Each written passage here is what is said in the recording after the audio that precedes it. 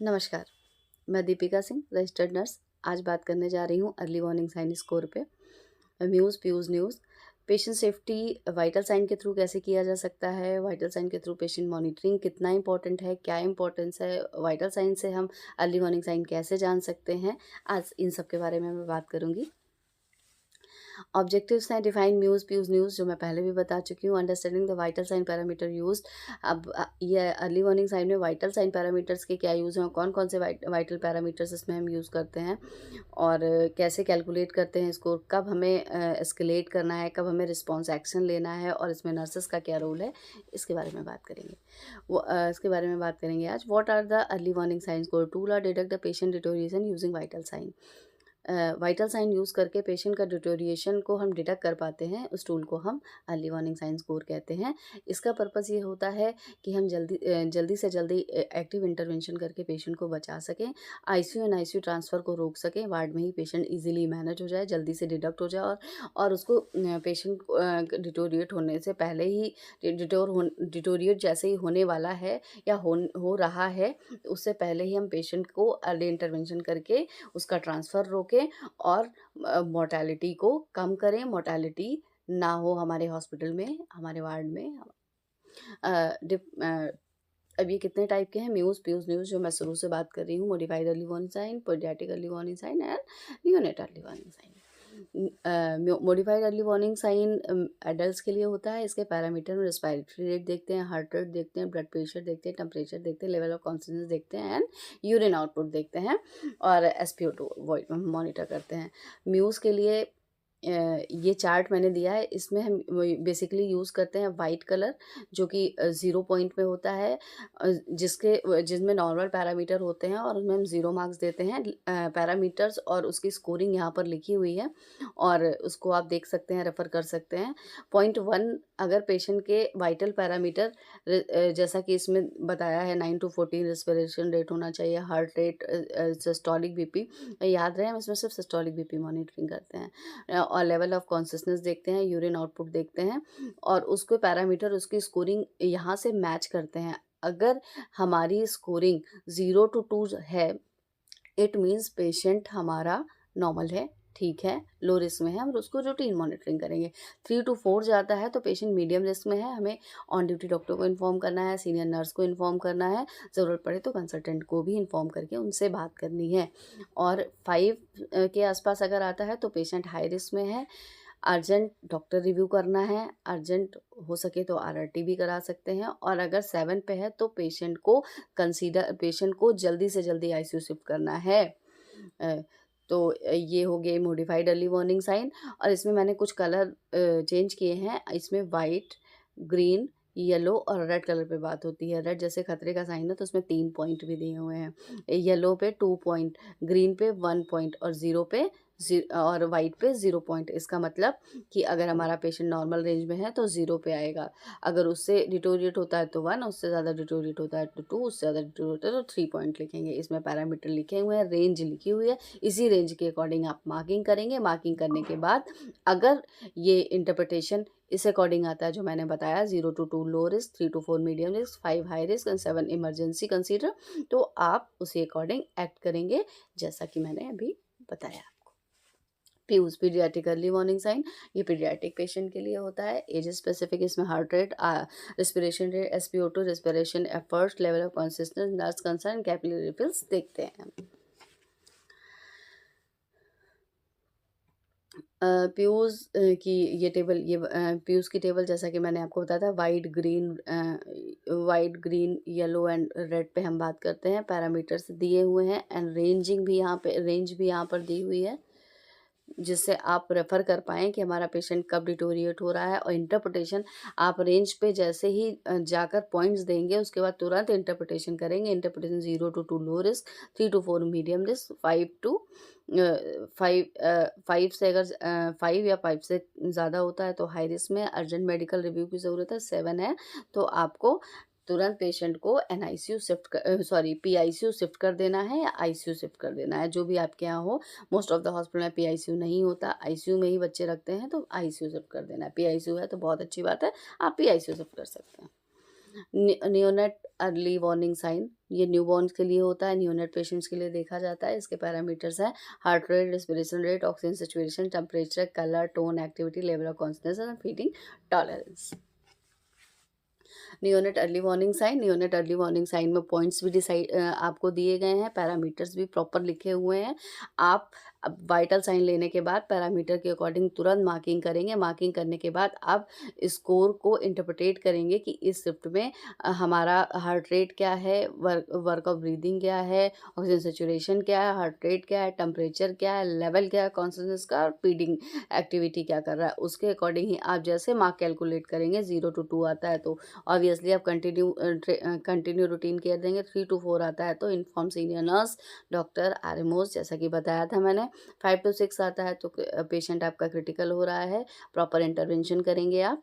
और 7 आ रहा है तो इसका मतलब ये है कि पेशेंट को आपको अब एनआईसीयू शिफ्ट कर ही देना है, ठीक है। और vital sign parameter comparison table आपको प्रॉपर दी हुई है, उसी के अकॉर्डिंग आप वाइटल साइन कंपैरिजन करेंगे। एडल्ट, पीडियाट्रिक और नियोनेट हमारे तीनों पैरामीटर अलग हैं, तीनों की मार्किंग अलग है, तीनों की स्कोरिंग अलग है, इसीलिए तीनों अलग अलग तरीके की टेबल थी और मैंने पढ़ाया। अगर आप टेबल देखेंगे, टेबल का स्क्रीनशॉट लेके आप समझना चाहेंगे तो समझ आएगा। कुछ नहीं समझ आता है तो आप कमेंट बॉक्स में डालेंगे, मैं बिल्कुल आंसर करूँगी आपका। How to calculate the score, कैसे कैलकुलेट करेंगे स्कोर, पहले मैंने बताया वाइटल साइन मेजर करेंगे। आपके जो पैरामीटर और रेंजिंग दी हुई है 0, 1, 2, 3, मैं इसमें करके बता दे रही हूँ आपको। लाइक रेस्पिरेशन रेट है तो 40 to 60 अगर नियोनेट की आ रही है तो आप 0 पॉइंट देंगे। 30 to 70 61 to 70 आ रही है 1 मार्क्स देंगे। 71 to 80 आ रही है, ब्रैडी और टैकी दोनों दिया गया है। 21 to 29 आ रही है, ब्रैडी में 2 मार्क्स देंगे। 70 to 80 आ रही है तो 2 मार्क्स देंगे। 20 से कम या 80 से ज़्यादा आ रही है, इसका मतलब आप 3 मार्क्स देंगे। ऐसे ही आप सारे मार्किंग करेंगे। मार्किंग करने के बाद आप पर शिफ्ट जैसे ही मार्किंग करते हैं उसको ऐड करेंगे। जब ऐड करेंगे सारी मार्किंग, लाइक आपने रेस्पिरेशन रेट ऐड किया, फिर आपने रेस्पिरेशन रेट ऐड किया, फिर आपने वर्क ऑफ ब्रीदिंग ऐड की, फिर आपने ऑक्सीजन सेचुरेशन ऐड किया, फिर आपने हार्ट रेट का 0, लाइक किसी पेशेंट का रेस्पिरेशन रेट 35 है, पेशेंट की ब्रीदिंग नॉर्मल हो रही है और पेशेंट का ऑक्सीजन सेचुरेशन 96% है, हार्ट रेट 120 है, टेम्परेचर 38 पॉइंट समथिंग है या 36 पॉइंट समथिंग है, लेवल ऑफ कॉन्शियसनेस अलर्ट है, फीडिंग एक्टिविटी है। तो इसके सारे ही रेंजिंग जो है वो 0 पॉइंट पे आ रहे हैं। तो इसका जो स्कोरिंग होगा 0 to 2 के बीच में आएगा कंटिन्यू रूटीन केयर।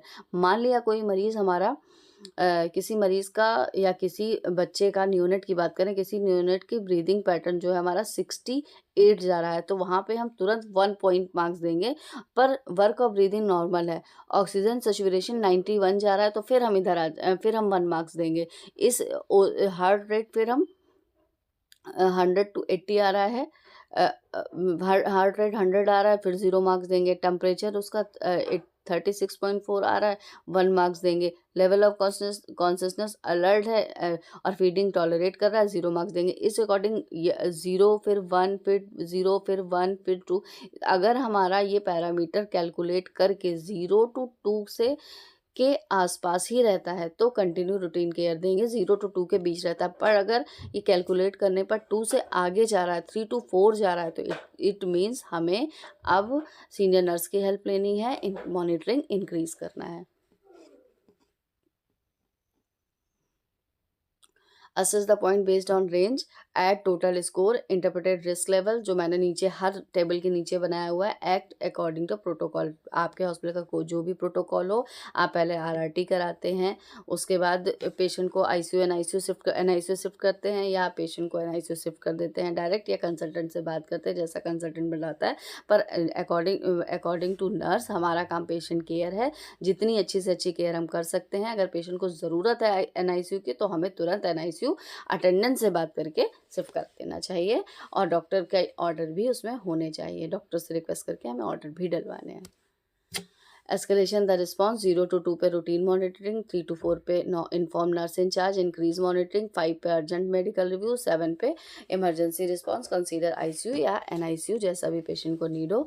नर्स का रोल क्या है अर्ली वार्निंग साइन में? Accurate and timely vital sign recording, recognise the report deterioration, use SBAR for communication, reassess after any intervention, ensure documentation and escalation. Accurate time हमको accurate timely vital sign लेने हैं। Like अगर आपके hospital में protocol general ward में 4 hourly vital sign लेने का है तो 4 आवर ले लीजिए, 2 आवरली है तो 2 आवर ले लीजिए, 6 आवरली है तो 6 आवर लीजिए।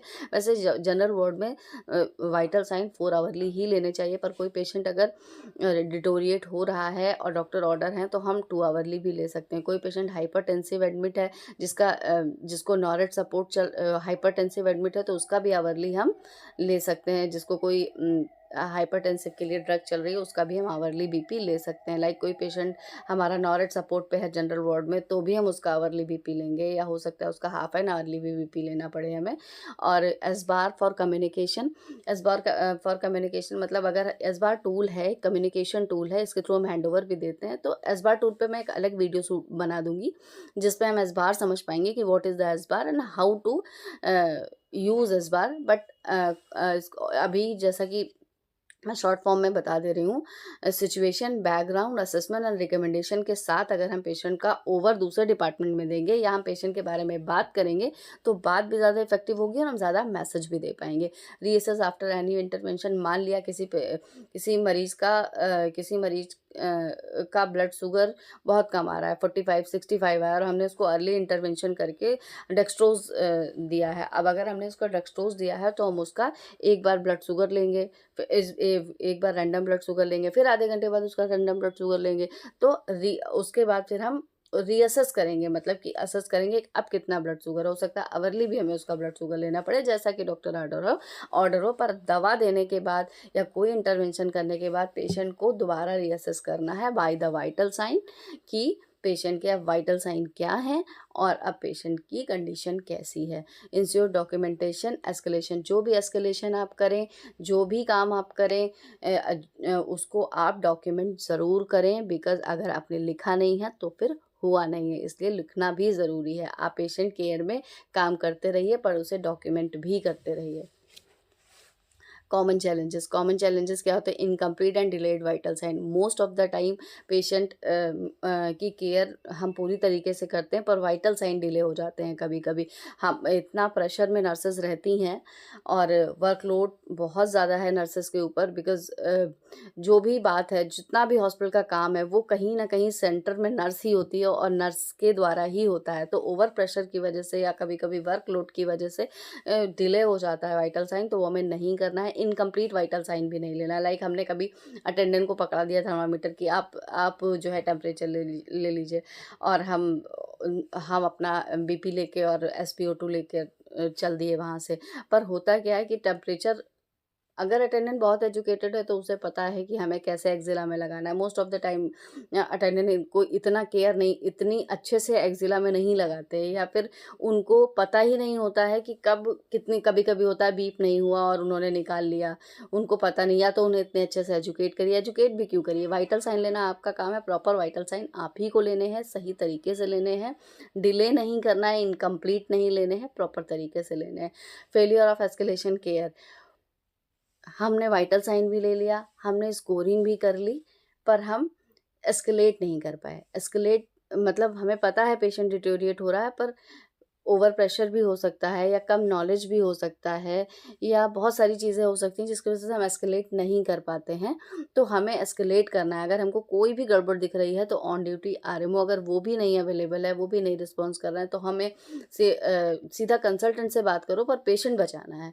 ओवर रिलायंस ऑफ स्कोरिंग पे कभी कभी हम ओवर रिलायंस कर देखते हैं, हो सकता है कभी कभी ऐसा होता है कि पेशेंट फीवर में है, उसकी पल्स रेट बढ़ी आ रही है, हम स्कोरिंग पे रिलाई कर लेते हैं बहुत कि हाँ सर इसकी पल्स रेट बढ़ी आ रही है, अब इसको ICU शिफ्ट करना है, अब इसमें एक्टिव इंटरवेंशन लेना है। नहीं, हमें पेशेंट को पूरी तरह असेस करना है कि कोई और कारण तो नहीं है।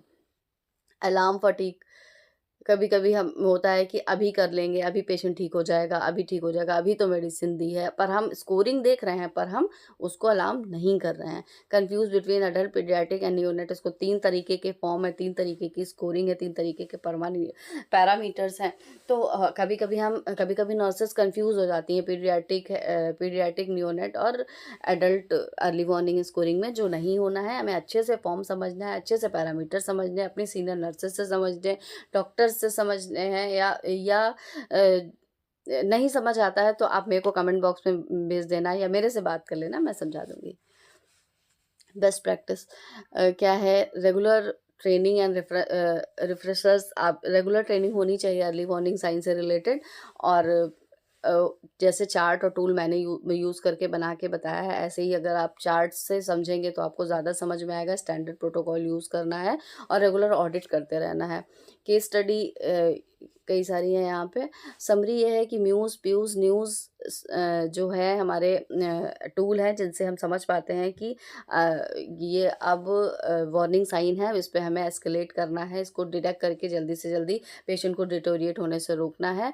नर्स फ्रंटलाइन, हमेशा nurse play a critical frontline role. Nurse तो हमेशा ही फ्रंटलाइन रोल में रहती है। तो अपने रोल को समझना है और ये सिर्फ एक टूल नहीं है, इसके आउटकम से हम कई ज़िंदगियां बचा सकते हैं। तो हमें ट्राई करते रहना है, अपना बेस्ट देना है। And thank you so much. उम्मीद करती हूँ आपको अर्ली वार्निंग साइंस समझ आया होगा। और किसी भी डाउट के लिए आप कमेंट बॉक्स में मुझे बोल सकते हैं, मैं ज़रूर रिप्लाई करूँगी। Thank you so much.